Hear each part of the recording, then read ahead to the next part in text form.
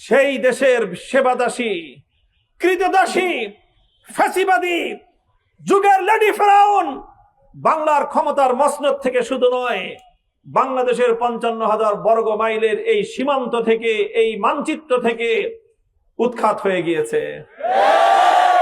আমাদের মোহাম্মদপুরের উপর, মোহাম্মদপুরের 5 লক্ষাধিক ভোটারের উপর এক বহিরাগত দুর্বল চিত্তের ব্যক্তিকে চাপিয়ে দিয়ে মোহাম্মদপুরে প্রকারান্তরে সন্ত্রাস এবং মাদকের রাজত্বকে বর্তমান সরকার প্রশ্রয় দিয়ে চলেছে। আমি মাননীয় প্রধানমন্ত্রীকে বলবো, আমাদের মোহাম্মদপুরের পক্ষ থেকে আপনার কাছে অনুরোধ, দয়া করে আপনি যে অকর্মণ্য এমপি মোহাম্মদপুরে দিয়েছেন সম্পূর্ণ ব্যর্থ প্রমাণিত হয়েছে। কাজেই আপনি সরাসরি মোহাম্মদপুরের দিকে নজর দিয়ে মোহাম্মদপুরের সন্ত্রাস, চাঁদাবাজি এবং মাদক নির্মূলে, নিয়ন্ত্রণে কার্যকর পদক্ষেপ গ্রহণ করেন। আর না হয় এটা বিস্ফোরিত হতে পারে, এর বিস্ফোরণ ঘটতে পারে। তখন শুধু মোহাম্মদপুর অকর্মণ্য এমপি নয়, এর দায় গোটা বিএনপি সরকারকে বহন করতে হবে। আলহামদুলিল্লাহ ওয়া কাফা ওয়া সালামুন আলা ইবাদিহিল্লাযীনা ইসতাফা, আম্মা বা'দ, ফাআউযু বিল্লাহি মিনাশ শাইতানির রাজীম, বিসমিল্লাহির রাহমানির রাহিম। ولا تركنوا إلى الذين ظلموا فتمسكم النار صدق الله العظيم। اتفاق المدارس القومية মোহাম্মদপুরের উদ্যোগে আয়োজিত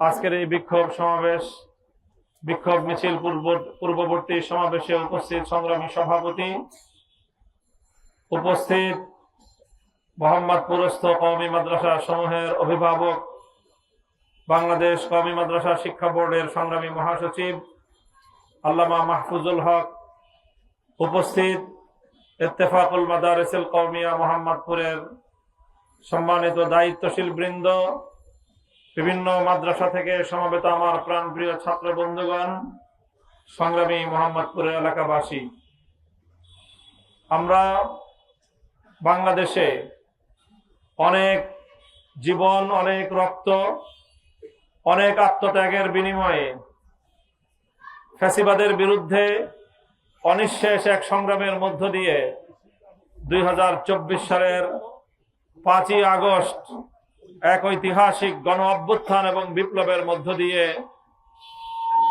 বাংলাদেশকে ফ্যাসিবাদ মুক্ত করেছে।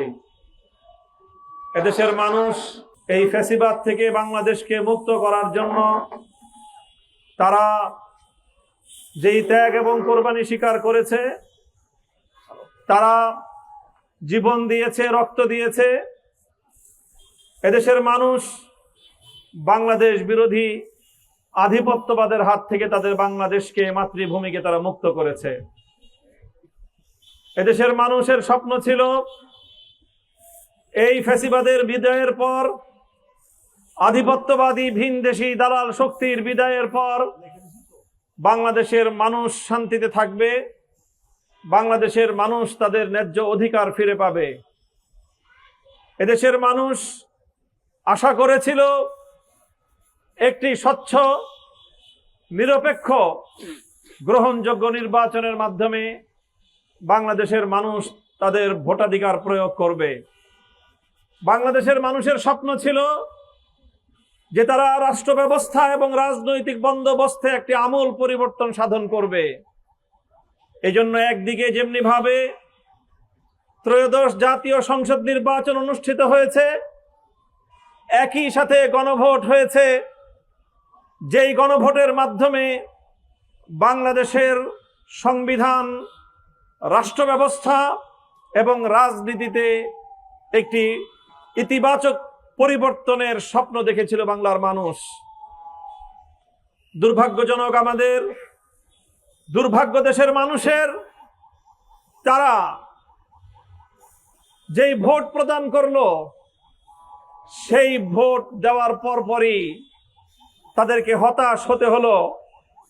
গণভোটের রায় বাস্তবায়ন না করে গণভোটটাকে ঝুলন্ত রেখে এদেশের মানুষের ম্যান্ডেটের প্রতি তাদের ক্ষমতাসীন সরকার বৃদ্ধাঙ্গুলি প্রদর্শন করলো। এদিকে তারা ক্ষমতাসীন হলো, এদেশের ক্ষমতাসীন সরকার জাতীয়তাবাদ ইসলামী মূল্যবোধের পরিচয় দিয়েই তারা বাংলাদেশে রাজনীতি করে। রাজনীতিতে ক্ষমতাসীন হয়েছে। আমরা যারা বিরোধী রাজনীতি করি, আমরা অব্যাহতভাবে বলে আসছি, বিগত দীর্ঘ ফ্যাসিবাদের সংগ্রামের পর যে সরকার প্রতিষ্ঠিত হয়েছে, আমরা সর্বতোভাবে সরকারকে সহযোগিতা করব। দেশের মধ্যে একটা স্থিতিশীল পরিবেশ সৃষ্টি করতে চাই, যেন পরাজিত বাংলাদেশ বিরোধী ভিন দেশের ক্রীড়নক ফ্যাসিবাদী শক্তি যেন আবার বাংলাদেশের ক্ষমতার মসনদে পুনর্বাসিত হতে না পারে। আমরা সে লক্ষ্যে কাজ করে যাচ্ছি। আমরা সেই আমাদের পার্শ্ববর্তী দেশ যারা কূটনৈতিক শিষ্টাচারকে উপেক্ষা করে বাংলাদেশের আভ্যন্তরীণ রাজনীতিতে দীর্ঘ 15 বছর পর্যন্ত অবৈধ হস্তক্ষেপ করেছে এবং তাদের সেবাদাসকে বাংলাদেশের ক্ষমতার মসনদে বসিয়ে রেখে বাংলাদেশের 18 কোটি মানুষের ভোটাধিকার নিয়ে তারা নির্মম পরিহাস করেছে। বাংলাদেশের মানুষকে তারা তুচ্ছ-তাচ্ছিল্য করেছে। যার প্রতিকার করেছে দেশের মানুষ, প্রতিকার করেছে রক্ত দিয়ে, প্রতিকার করেছে জীবন দিয়ে। তাই আজ সেই দেশের সেবাদাসী, কৃতদাসী, ফ্যাসিবাদী যুগের লেডি ফেরাউন বাংলার ক্ষমতার মসনদ থেকে শুধু নয়, বাংলাদেশের 55,000 বর্গ মাইলের এই সীমান্ত থেকে, এই মানচিত্র থেকে উৎখাত হয়ে গিয়েছে। এবং আমরা দৃঢ় আশাবাদী, এদেশের মানুষের জঘন্যতর এই খুনিয়ার কোনোদিন বাংলাদেশের মাটিতে পা রাখতে পারবে না ইনশাআল্লাহ। আমাদের প্রত্যাশা অনেক। আমরা চাই এই দেশের মানুষ সাংবিধানিকভাবে, সার্বিকভাবে দেশের জনগণকে দেশের মালিক সাব্যস্ত করা হয়েছে। দেশের জনগণ হলো দেশের মালিক। প্রজাতন্ত্রের কর্মকর্তা কর্মচারীরা জনগণের সেবক, নির্বাচিত প্রতিনিধিরা তারা জনগণের সেবক। দুর্ভাগ্যজনকভাবে বিগত ফ্যাসিবাদী আমল থেকে সারা বাংলাদেশের অন্যান্য অঞ্চলে কিছুটা উন্নতি সাধন হলেও আমরা মোহাম্মদপুর এবং ঢাকা 13 অঞ্চলের মোহাম্মদপুর আদাবরের মানুষ, আমাদের যেন ভাগ্যের কোনো পরিবর্তন নাই। আমাদের যেন সেই আবার ঘুরে ফিরে একই চক্রের মধ্যে বন্দী থাকতে হয়। আমাদের মোহাম্মদপুরের উপর, মোহাম্মদপুরের 5 লক্ষাধিক ভোটারের উপর এক বহিরাগত দুর্বল চিত্তের ব্যক্তিকে চাপিয়ে দিয়ে মোহাম্মদপুরে প্রকারান্তরে সন্ত্রাস এবং মাদকের রাজত্বকে বর্তমান সরকার প্রশ্রয় দিয়ে চলেছে। আদাবর থেকে শুরু করে মোহাম্মদপুর পর্যন্ত এই গোটা অঞ্চল আজ অশান্তির আগুনে জ্বলে পুড়ে ছারখার হচ্ছে। প্রতিদিন এখানে ভাইয়ের হাতে ভাই খুন হচ্ছে। এখানে মাদকের ভয়াল সন্ত্রাস, মাদকের ভয়াল রাজত্ব গড়ে উঠেছে। আমাদের উর্দু ভাষী এই সকল ভাই বোনদের বিহারি ক্যাম্পগুলোকে কেন্দ্র করে এক শ্রেণীর দুর্বৃত্তরা মাদকের রাজত্ব গড়ে তুলেছে। মোহাম্মদপুরের পশ্চিমাঞ্চল বেরিবাদকে কেন্দ্র করে সুইস গেট থেকে শুরু করে রায়ের বাজার পর্যন্ত গোটা অঞ্চলে ক্ষুদ্র ক্ষুদ্র সন্ত্রাসী বাহিনী তৈরি করে, কিশোর গ্যাং তৈরি করার মধ্য দিয়ে আমার আগামী প্রজন্মের সোনালী ভবিষ্যৎ কিশোরদেরকে অন্ধকার পথের দিকে ঠেলে দেয়া হচ্ছে। জনগণের অভিভাবকত্বের প্রতিশ্রুতি দিয়ে এমপি সাহেব তিনি গুলশানের বিলাস বহুল ঘরে বসবাস করেন। সেখান থেকে তিনি তার বিলাসী জীবন যাপন করেন। মোহাম্মদপুরকে সন্ত্রাস মুক্ত করার, মাদক মুক্ত করার, চাঁদাবাজ মুক্ত করার কোন উদ্যোগ, কোন আয়োজন তাদের নেই। প্রশাসন সম্পূর্ণ ব্যর্থতার পরিচয় দিয়েছে। এখনো পর্যন্ত মোহাম্মদপুরে উল্লেখযোগ্য চাঁদাবাজদের বিরুদ্ধে কোনো গ্রেফতার অভিযান আমরা দেখতে পাই নাই। মাদকের রাজত্বকে উৎখাত করার জন্য আইন শৃঙ্খলা রক্ষাকারী বাহিনীর তাদের চোখে পড়ার মতো কোনো উদ্যোগ নাই। সন্ত্রাস নির্মূল করার মতো মোহাম্মদপুরের এই আইন শৃঙ্খলা রক্ষাকারী বাহিনীর পক্ষ থেকে কার্যকর কোনো উদ্যোগ নাই। তাই আজ মোহাম্মদপুরের জনগণ, আদাবরের জনগণ, শেরেবাংলা নগরের মানুষ অতিষ্ঠ হয়ে উঠেছে। তাদের জীবন অবিশ্বাস হয়ে গিয়েছে। সন্ধ্যার পর গোটাই অঞ্চলে এক ভুতুড়ে রাজত্ব প্রতিষ্ঠিত হয়।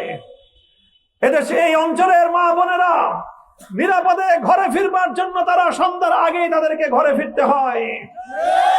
রাতের মোহাম্মদপুর আরো ভয়াবহ এক সাম্রাজ্যে পরিণত হয়। সেটা হলো মাদকের সাম্রাজ্য, সেটা হলো সন্ত্রাসের সাম্রাজ্য, সেটা হলো খুন আর গুমের সাম্রাজ্য। পরিষ্কার আমাদের বার্তা, যদি এই অবস্থা চলতে থাকে, যদি এই অবস্থা অব্যাহত থাকে, সরকারি দল এবং সরকারের নিয়োজিত মোহাম্মদপুরের দায়িত্বশীল ব্যক্তিবর্গ, আইন শৃঙ্খলা রক্ষাকারী বাহিনী, আপনারা যদি সন্ত্রাস এবং চাঁদাবাজি আর মাদক নির্মূল করার ক্ষেত্রে কার্যকর কোনো পদক্ষেপ গ্রহণ করতে না পারেন, তাহলে মোহাম্মদপুরের জনগণ বিকল্প ব্যবস্থা গড়ে তুলবে। আবার বলছি, আমরা চাঁদাবাজদের বিরুদ্ধে গণপ্রতিরোধ গড়ে তুলব। আমরা মাদকের বিরুদ্ধে গণপ্রতিরোধ গড়ে তুলব। সন্ত্রাসের বিরুদ্ধে পাড়ায় পাড়ায় আমরা গণপ্রতিরোধ গড়ে তুলব ইনশাআল্লাহ। তখন সন্ত্রাসীরা, মাদক কারবারিরা, চাঁদাবাজরা জনগণের গণপিটুনির শিকার হলে তার দায় আইন শৃঙ্খলা রক্ষাকারী বাহিনীকেই তুলে নিতে হবে। আমরা মোহাম্মদপুরের সর্বস্তরের ব্যবসায়ী বৃন্দের কাছে আমি উদাত্ত আহ্বান জানাতে চাই, আপনারা ব্যবসায়িকদের মধ্যে ইউনিটি শক্তিশালী করুন। নিজেদের মধ্যে আপনারা আপনাদের ঐক্যকে মজবুত করেন। ইনশাআল্লাহ আমরা জনগণ নিয়ে আপনাদের পাশে থাকবো, পাশে আছি।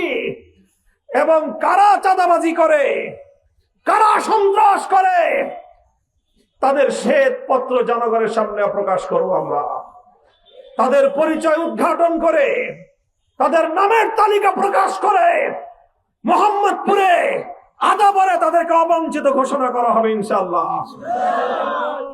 কথা বলবো কি, আমি আর দীর্ঘ কথা বলতে চাই না।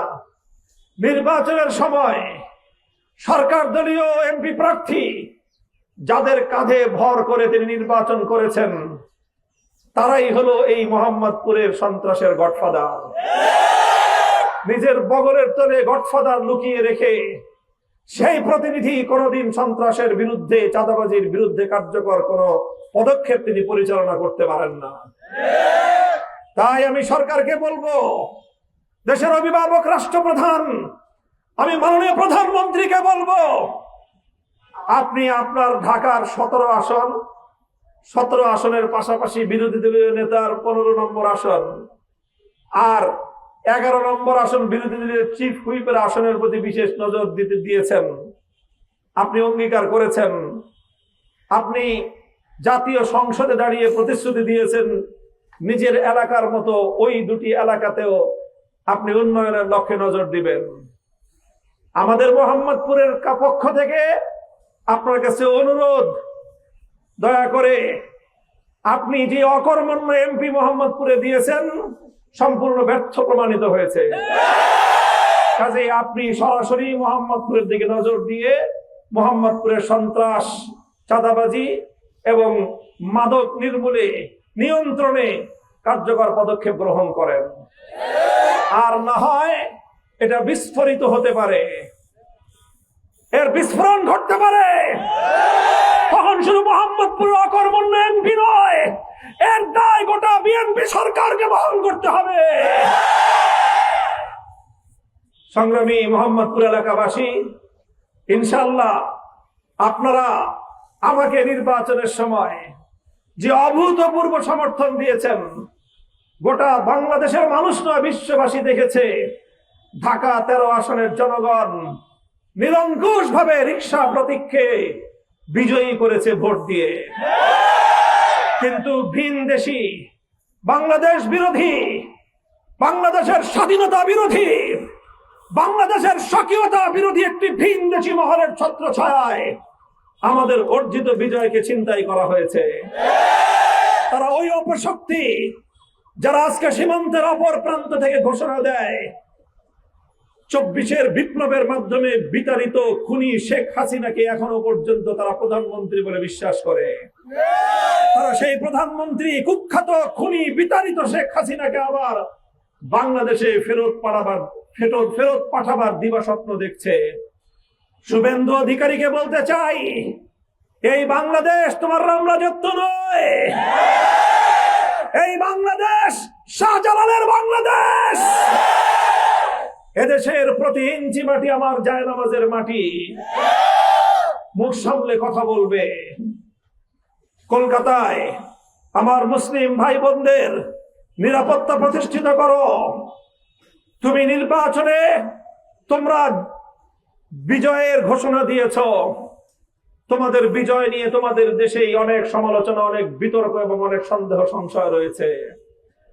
তোমরা তোমাদের দেশকে সামলাও, নিজের দেশ সামলাও, বাংলাদেশের দিকে চোখ তুলে তাকাবার দুঃসাহস করো না, পরিণাম ভালো হবে না। বাংলাদেশের মানুষ, বাংলাদেশ তোমাদের করুণার কোনো আর মুখ্যমন্ত্রী বাংলার ক্ষমতার মসনদে দেখতে চায় না। বাংলাদেশে এখন আমরা মনে করি একটি স্বাধীন সার্বভৌম রাষ্ট্রের আত্মমর্যাদা সম্পন্ন একজন প্রধানমন্ত্রী আছেন। আমরা তাকে বলতে চাই, আপনাকে যে প্রত্যাশা নিয়ে বাংলার মানুষ ক্ষমতার মসনদে বসিয়েছে, আপনি দেশের মানুষের সেই প্রত্যাশা পূরণ করুন। সীমান্তের অপর প্রান্তে শুভেন্দু অধিকারী যেই বাংলাদেশ বিরোধী, বাংলাদেশের স্বাধীনতা বিরোধী, বাংলাদেশের আভ্যন্তরীণ বিষয়ে উস্কানিমূলক যে মন্তব্য করেছে, সেজন্য তাদের দেশের হাই কমিশনারকে তলব করে সেজন্য প্রতিবাদ জানান, পদক্ষেপ গ্রহণ করুন। তারা এখন ষড়যন্ত্র করছে সীমান্তের অপর প্রান্ত থেকে, পশ্চিমবঙ্গ থেকে মুসলিম নাগরিকদেরকে তাদের সেখানকার শত শত বছরের আদিবাসের জায়গা থেকে উৎখাত করে নাগরিকত্ব বাতিল করে কোটি কোটি ভারতীয় মুসলিমদেরকে বাংলাদেশে পুশিন করার ষড়যন্ত্রের তারা ছক আঁকতেছে। আমি সর্বশেষ আহ্বান জানাবো বাংলাদেশ সরকারের প্রতি, গোটা পশ্চিমবঙ্গ এবং আসাম সহ এই অঞ্চলের বাংলাদেশের সীমান্তবর্তী এলাকাগুলোতে পাহারাদারি জোরদার করুন। বিজিবির সদস্যদেরকে আরো সচেতন রাখুন। সীমান্তের অপর প্রান্ত থেকে আর কাউকে যেন পুশিন করে বাংলাদেশের দিকে ঢুকিয়ে দেওয়া যায়। ভারতের মুসলমানরা ভারতের নাগরিক, সম্মান নিয়ে, অধিকার নিয়ে, মর্যাদা নিয়ে তারা ভারতেই বসবাস করবে।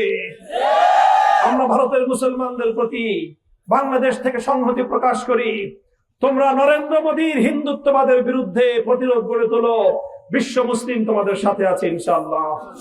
সংগ্রামী সাথী ও বন্ধুগণ, আগামীর সংগ্রামের আহ্বান জানিয়ে দেশ, জাতি, উম্মার পক্ষে বলিষ্ঠ ভূমিকা রাখার দৃপ্ত শপথ ব্যক্ত করে বক্তব্য শেষ করছি।